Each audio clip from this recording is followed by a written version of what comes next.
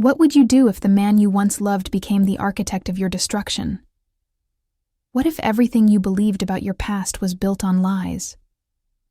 This is the story of Yoon Seri, a woman who lost everything to a man who swore to hate her forever, only to discover that hatred and love can be two sides of the same coin.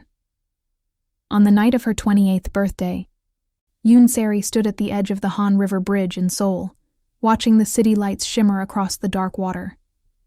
She was not there to end her life. She was there to begin again.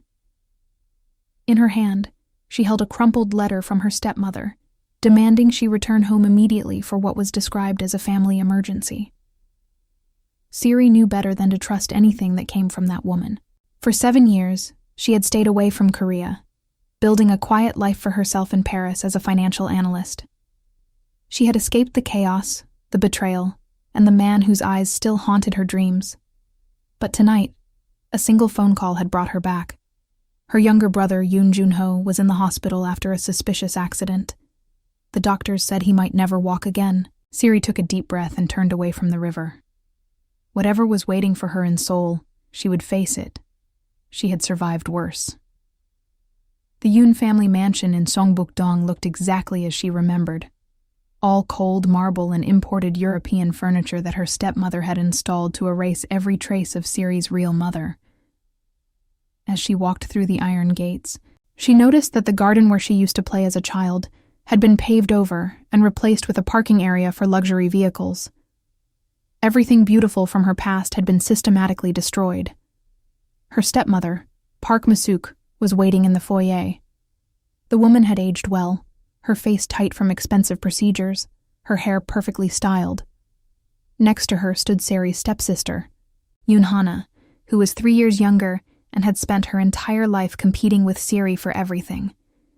Father's attention, mother's approval, and eventually, the love of Kang Ji-won. Seri, you actually came. Masuk's voice dripped with false surprise. I did not think you would show your face in this country again after what you did. Seri ignored the jab. Where is Junho? I want to see him immediately. Your brother is resting. You cannot disturb him now. Besides, there are more pressing matters to discuss. Masuk gestured toward the living room. Your father is waiting for you. There is someone else here as well. Seri's instincts screamed at her to leave, but she could not abandon Junho. She had practically raised him after their mother died when he was only 5 years old. She had promised their mother on her deathbed that she would always protect him. It was the only promise that had ever mattered. She walked into the living room and stopped cold. Sitting on the leather sofa, looking as devastatingly handsome and as icily furious as the last time she had seen him, was Kang Ji-won, the CEO of Hansung Group, the man whose family had been destroyed by a financial scandal 7 years ago, the man who blamed Yoon Seri for everything. Their eyes met, and Seri felt the familiar jolt that she had spent 7 years trying to forget. He had changed. His jaw was sharper, his shoulders broader, his eyes harder. The gentle college student who had once brought her flowers and whispered poetry in her ear was gone. In his place sat a predator. You came. His voice was low, controlled, but she could hear the edge of fury beneath the calm surface. Good. That saves me the trouble of hunting you down. Seri's father, Yoon Chang-woo, cleared his throat nervously. He was sitting in his wheelchair near the window, looking smaller and more frail than she remembered. His stroke 3 years ago had left him partially paralyzed, and Seri had heard that Masuk and Hana had been managing the family business since then. Seri, sit down. There is something we need to discuss. I did not come here to discuss anything with him. Seri kept her voice steady despite her racing heart. I came to see Junho. Once I confirm he is safe, I am leaving. Your brother's medical bills are astronomical. Chong-woo's voice was weak, apologetic. We have been facing financial difficulties since the partnership with Hansung Group collapsed 7 years ago.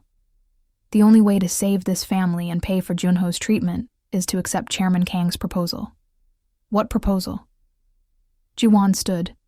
his tall frame casting a shadow over her. "You will marry me, Yoon Seri, for 1 year. In exchange, I will pay all of your brother's medical expenses and forgive the debt your family owes mine. $50 million. Seri laughed, a harsh sound that surprised even herself. "Marry you? The man who has spent 7 years telling anyone who would listen that I am a criminal. The man who destroyed my reputation and made it impossible for me to work in finance anywhere in Asia? You destroyed yourself when you leaked confidential information that led to my family's bankruptcy. My father died of a heart attack because of that scandal. My mother has not left her room in years. You took everything from me, Yoon Seri. This marriage is my price for letting you live in peace. I did not leak anything. I have told you this 1,000 times. I was set up." Jiwon's eyes flashed with cold fury. "And I have told you 1,000 times that the evidence pointed directly to you, your login credentials, your email account, your signature on the transfer documents. It was forged. Someone wanted to destroy both of our families and used me as the scapegoat. Convenient excuse." His voice was mocking. "But it does not matter now. The past cannot be changed. What matters is the future. Marry me, fulfill your role as my wife for 1 year, and I will consider the debt paid." Seri looked at her father, who refused to meet her eyes. She looked at Masuk, who was watching with barely concealed triumph. She looked at Hana, who seemed almost nervous, her fingers fidgeting with the diamond bracelet on her wrist. "And if I refuse, then your brother will receive no treatment. The best neurologist in the world could restore his ability to walk, but that costs money your family does not have. And I will pursue the remaining legal claims against your family until there is nothing left. Your father will spend his final years in prison. Your brother will be disabled and destitute, and you will know that you could have prevented all of it. You are a monster. I am what you made me." The silence that followed was suffocating. Siri's mind raced through her options. She could walk away and try to find another way to help Junho, but she knew Jawan was right about the finances. She had checked the family accounts before coming to Korea. They were in ruins. She could fight the legal claims, but she had no resources for an extended court battle. She could appeal to Jawan's humanity, but that would require him to have any left. Or she could accept the deal, survive 1 year of hell, and walk away with her brother's health secured.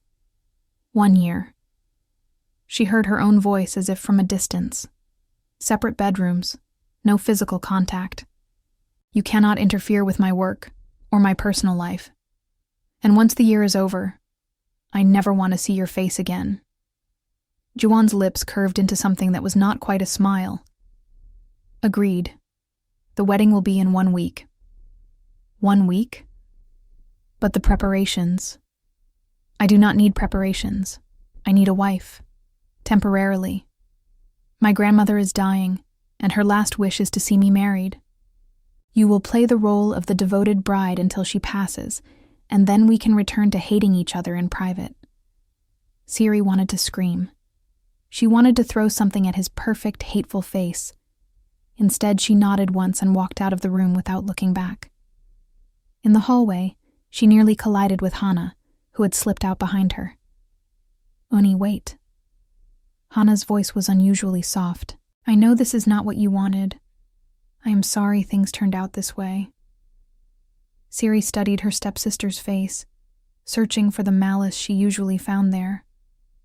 But for once, Hana seemed almost sincere.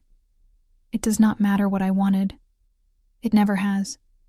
Just take care of Junho while I am dealing with Jiwon. I will." Hana hesitated. "And Uni? Be careful around him. He is not the same person he was 7 years ago. He has become dangerous." "I know." The next week passed in a blur of paperwork, dress fittings, and carefully choreographed public appearances. Hansung Group's PR team crafted a story about childhood sweethearts reuniting after years apart. Photos were taken. Interviews were given. Siri smiled for the cameras while dying inside.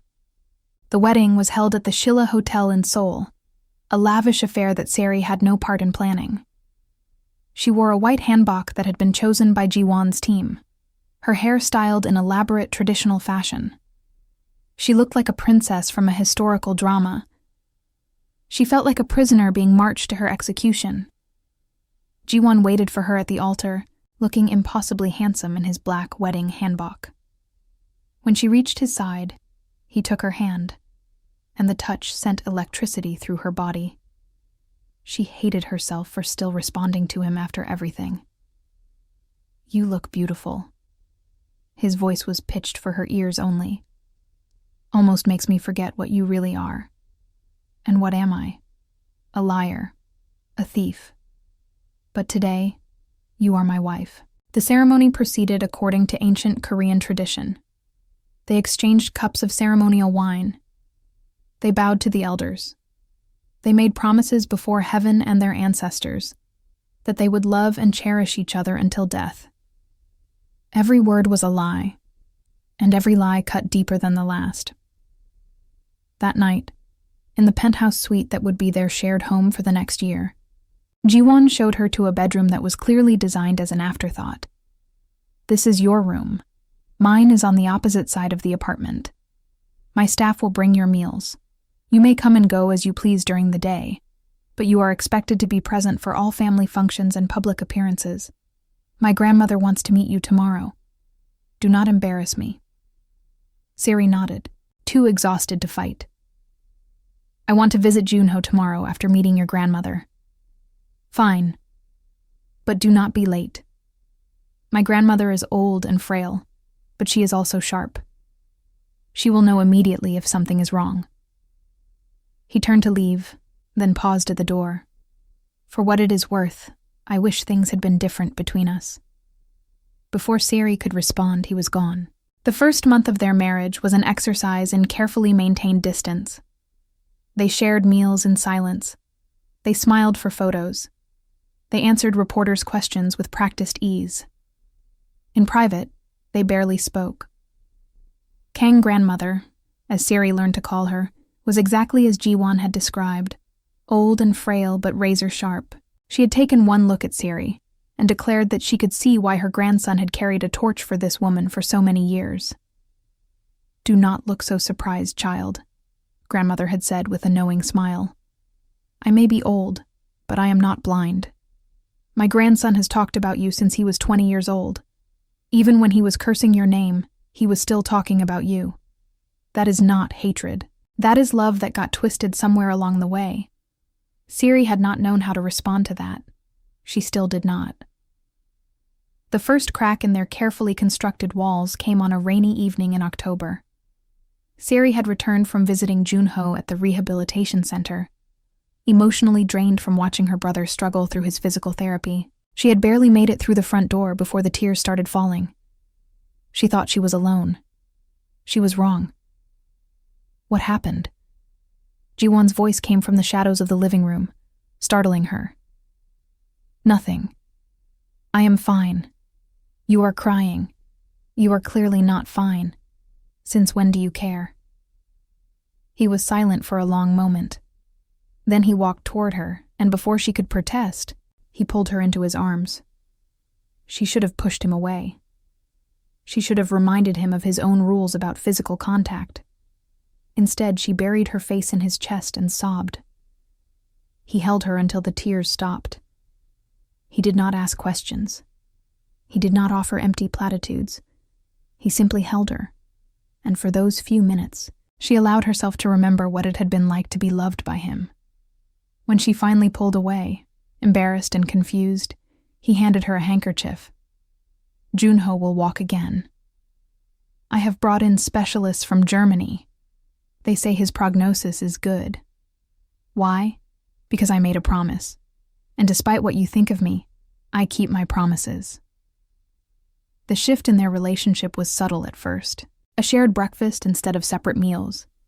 A conversation that lasted more than 3 sentences.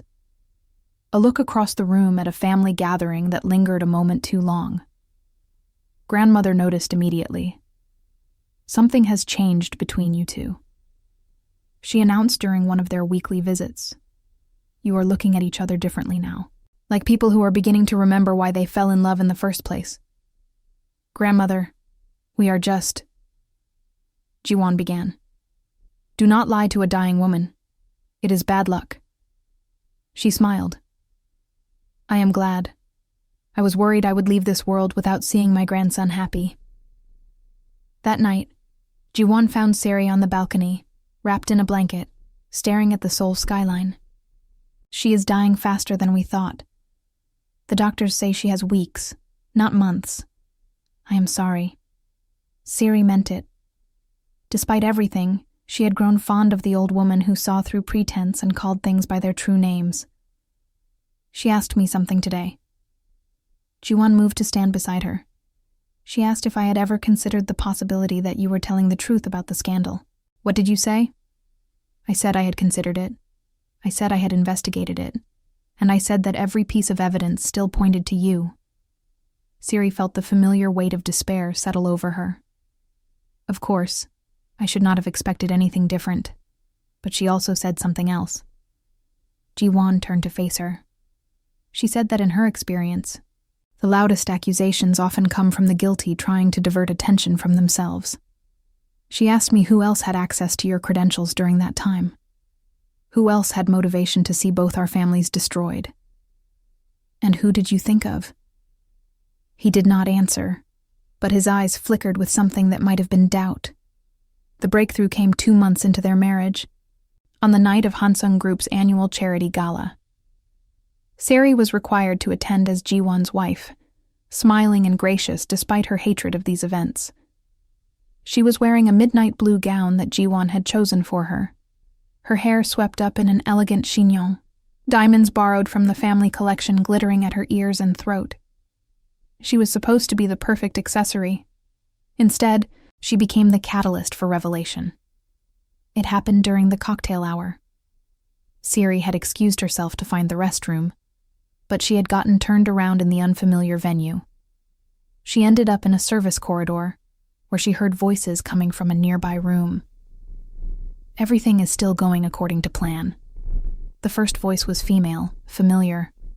He suspects nothing. He still blames her completely. Are you certain?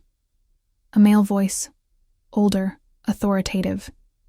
If he discovers the truth now, everything we have worked for will be destroyed. He will not discover anything. I have been very careful. The evidence I planted 7 years ago was perfect. Even his own investigators could not find any flaws. Seri's blood ran cold. She knew that female voice. She had grown up hearing it. It was Hana. What about the wife? The male voice continued. She seems to be getting closer to him. That is actually useful. The closer she gets, the harder she will fall when he finally destroys her. And when she is gone, I will be there to comfort him, just as I have always planned. Seri pressed herself against the wall, hardly daring to breathe. Her mind raced as she tried to process what she was hearing. Hana, her own stepsister, the person who had been at her side during the scandal, offering comfort and sympathy. The person who had testified about Seri's suspicious behavior in the weeks before the leak. It had been Hana all along. But who was the man she was speaking with? And what exactly had they been planning for 7 years? Seri pulled out her phone and began recording just as Hana said something that made her heart stop. The best part is that even her own father does not know the full truth. He thinks he arranged her marriage to pay off the family debt. He does not realize that I orchestrated everything, including his stroke. A little medication mixed with his blood pressure pills, and suddenly he is too incapacitated to question anything. You are certain the stroke cannot be traced back to you? Positive. I am very thorough. Just like I was thorough with Junho's accident. He was getting too close to discovering the truth about what really happened 7 years ago. I had to neutralize him. Seri's hand flew to her mouth to stifle a cry. Junho's accident had not been an accident. Hana had tried to kill their brother. She had to tell Jiwon. She had to tell someone. But even as she thought it, she realized the impossibility of her situation. Who would believe her? She was the woman everyone had convicted of ruining Hansung Group. She was the liar, the thief, the villain of this story. If she accused Hana without proof, she would only make herself look more desperate. But she had proof now. She had a recording. Siri was so focused on her phone that she did not hear the footsteps behind her until it was too late. Well. Hana's voice was silk over steel. Big sister, how much did you hear? Siri spun around to find Hana standing behind her, flanked by 2 large men in security uniforms. Enough. Siri lifted her chin, refusing to show fear. I know everything now. You framed me. You hurt our father. You almost killed Junho. And what are you going to do about it? Hana smiled, and for the first time, Sari saw the monster that had been hiding behind her sister's pretty face all along. Run to your husband? Tell him I am the real villain? He will not believe you. He has hated you for 7 years. One phone recording is not going to change that. Maybe not. But it is a start. Hana's smile faded. Give me the phone. No. The 2 security guards moved towards Sari, but before they could reach her, a voice cut through the tension. Is there a problem here? Jiwon stood at the end of the corridor, his eyes taking in the scene with rapid calculation. Behind him were 2 of his own bodyguards. Jiwon. Hana's voice instantly shifted to sweet and concerned. Thank goodness you are here. Uni was acting strangely, and I was worried she might be unwell. Is that so? Jiwon's gaze moved to Sari's face, reading something there that made his expression harden. Sari. Come here. It was not a request. Sari moved toward him, and his hand closed around her wrist, pulling her to his side. She could feel the tension in his body, the coiled readiness for violence. Hana, your guests are asking for you. Jiwon's voice was pleasant, but his eyes were cold. You should return to the gala. Of course. Hana smiled again, but her eyes promised future retribution. We will talk later, Uni. After Hana and her guards left, Jiwon pulled Sari into a nearby empty room and closed the door. Talk. What just happened? Sari's hands were shaking as she pulled out her phone. I recorded something. You need to hear it. She played the recording from the beginning, watching Jiwon's face as he listened. His expression moved from skepticism to disbelief, to something that looked like horror. When the recording ended, he was silent for a long moment. Hana is the one who... She framed me. She hurt my father. She tried to kill Junho. Sari's voice broke. I have been telling you the truth for 7 years and you never believed me. But here it is. Proof. Jiwon sank into a chair, his face pale. I need to verify this. I need to investigate. This could be fabricated.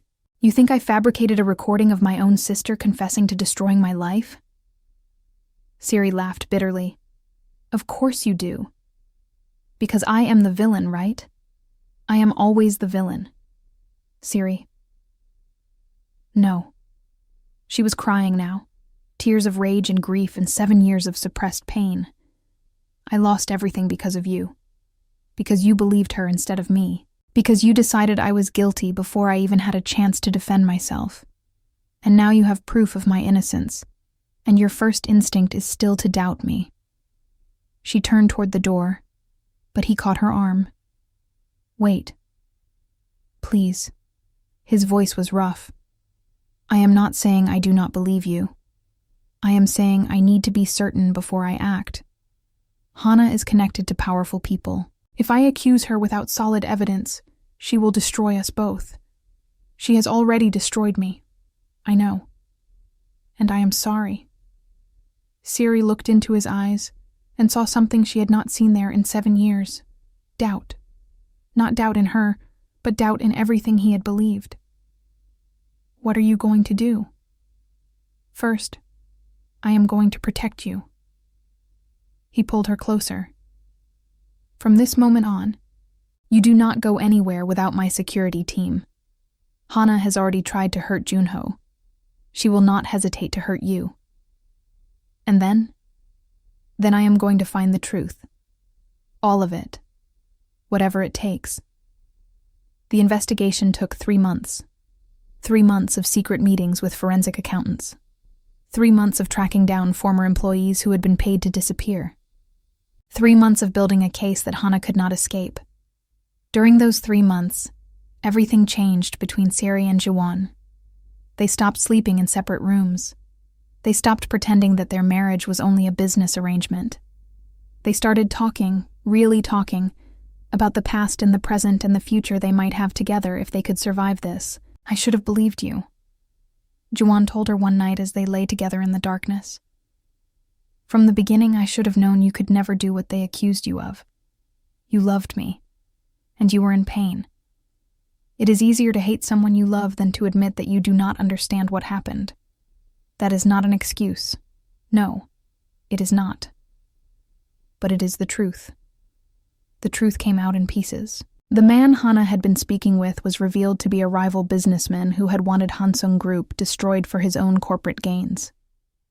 He had approached Hana years ago, when she was young and jealous and desperate for attention, and he had offered her everything she wanted in exchange for her cooperation. All she had to do was frame Seri. It had been easy, really. Hana had access to Seri's computer. She knew Seri's passwords. She had forged the documents and planted the evidence while Seri was too focused on her relationship with Jiwon to notice. When the scandal broke, Hana had been there to comfort Jiwon, to poison his mind against Seri, to make herself indispensable to the grieving family. She had played the long game, waiting for the moment when she could claim everything Seri had lost. The wedding had been the final piece of her plan. She had manipulated the family finances to make the marriage necessary. She had expected Jiwon to torment Seri, to make her life so miserable that she would eventually break and run. And then Hana would step in, the perfect alternative, the devoted woman who had always loved him. She had not counted on Seri and Jiwon falling in love again. The confrontation happened on a cold day in February in the Hansung Group boardroom. Seri and Jiwon had gathered the evidence, the recordings, the testimonies, the paper trail that led directly to Hana and her co-conspirator. The police were waiting outside. The prosecutors had already prepared the charges. Hana walked into the room expecting a routine family meeting. She found an execution. What is this? Her voice was sharp as she took in the assembled lawyers and investigators. This is the end. Jiwon's voice was cold. We know everything, Hana. We have proof of everything you have done. Hana's composure cracked for just a moment before she recovered. I do not know what you are talking about. The leak 7 years ago, my family's bankruptcy, your father's stroke, Junho's accident. Seri stepped forward, holding a file of evidence. It is all here. Every transaction, every forged document, every bribed official. This is ridiculous. You cannot prove any of this. Actually, we can. Jiwon pressed a button, and the recording from the gala began to play. Hana's own voice filled the room, damning her with every word. That is manipulated. You doctored that recording. The audio experts disagree, and so do your co-conspirators. Seri dropped another file on the table. They have agreed to testify against you in exchange for reduced sentences. For the first time, fear flickered in Hana's eyes. You cannot do this. After everything I have done for this family, you have done nothing but destroy. Seri's voice was firm. You destroyed my reputation. You hurt my father. You almost killed my brother. You took 7 years of my life. And you. Hana turned to Jiwon, her mask finally falling away to reveal the hatred beneath. You were supposed to be mine. I did all of this for you. I loved you, and you were supposed to love me back. I never loved you, Hana, and after today, I will never forgive you. The police entered and escorted Hana out in handcuffs. She screamed curses the entire way, blaming Seri, blaming Jiwon, blaming everyone except herself. Siri watched her go and felt nothing but exhaustion. 7 years of her life, stolen by jealousy and greed. 7 years of being branded a criminal. 7 years of losing the man she loved. It is over. Jiwon's voice was soft beside her. It is finally over. Is it? She turned to look at him. The lies are over. But what about us? What happens now? Now we start again. He took her hand. If you will let me. You hurt me. For 7 years you believed the worst of me. You made my life a living hell. I know, and I will spend the rest of my life making it up to you if you give me the chance. Siri looked into his eyes, searching for any trace of the cold, hateful man who had demanded she marry him as payment for sins she did not commit. All she saw was love, regret, and desperate hope. I need time. He nodded, not trying to hide his disappointment. Whatever you need. I will wait. She walked out of the boardroom, out of the building, into the cold February air. She stood on the sidewalk and breathed deeply, feeling the weight of 7 years slowly lift from her shoulders. She was free, finally free. The next months were a time of healing. Junho made remarkable progress in his rehabilitation, taking his first steps just as the cherry blossoms began to bloom in Seoul. Her father, freed from Misuk's influence and Hana's manipulation, slowly regained his health and his sanity. He apologized to Sari every day until she finally told him that she had forgiven him. Sari and Jiwon did not see each other during this time. She had asked for space, and he had given it to her, though she heard from mutual friends that he was miserable without her. She was miserable too, but she needed to find herself again before she could find her way back to him. It was on a warm spring day, exactly 1 year after their forced marriage, that Sari finally went to see him. The Hansung Group headquarters was bustling with activity, but Jiwon's office was quiet when she entered. He was standing by the window, looking out at the city, and he did not turn around when she walked in. I was wondering when you would come. His voice was rough. I have been waiting. I know. He turned then, and she saw that the year had aged him. There were new lines around his eyes, a weariness in his posture that had not been there before. Have you decided? His voice was carefully neutral. Are you going to give us another chance? Siri moved closer, studying his face. I spent the last year thinking about everything that happened. The good times and the bad, the love and the hate, all of it. And I realized something.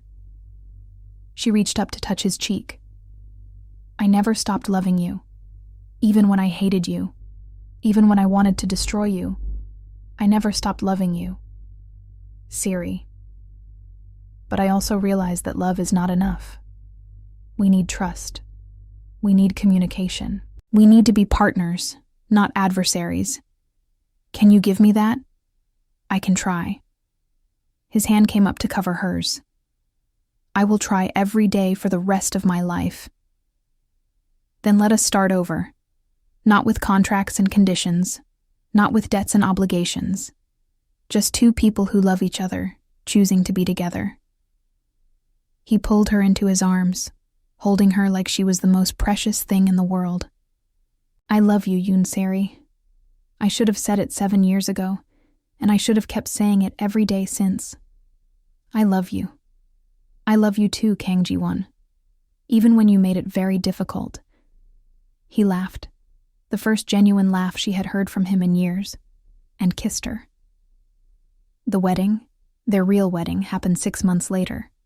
It was a small ceremony, just family and close friends, held in the garden of grandmother's estate.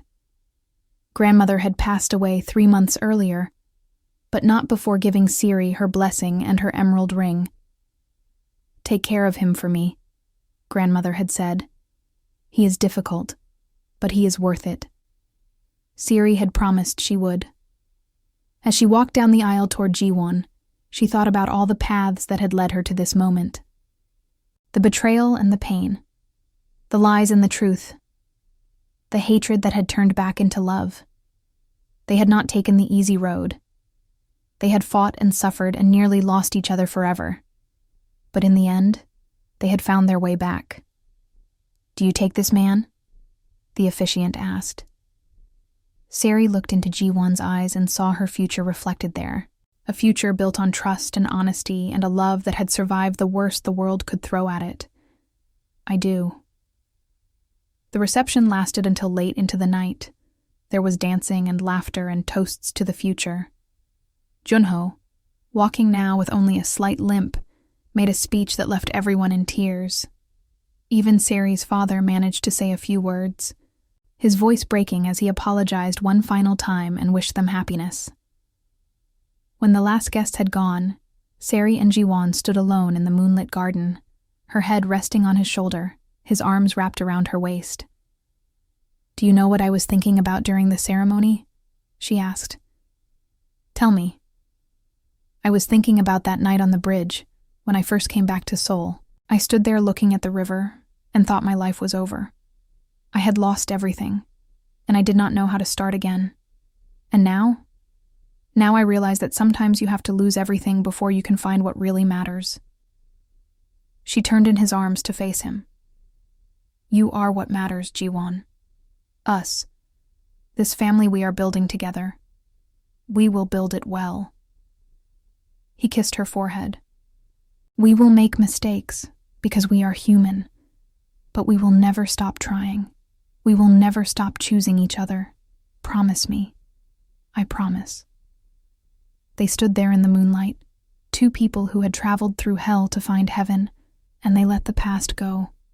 5 years later, Sari stood in the garden of their home in Pyeongchang-dong, watching their twin daughters chase butterflies across the lawn.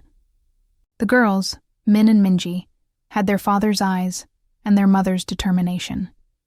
They were 4 years old and already a handful. Ji-won came up behind her, wrapping his arms around her waist and resting his chin on her shoulder. "What are you thinking about?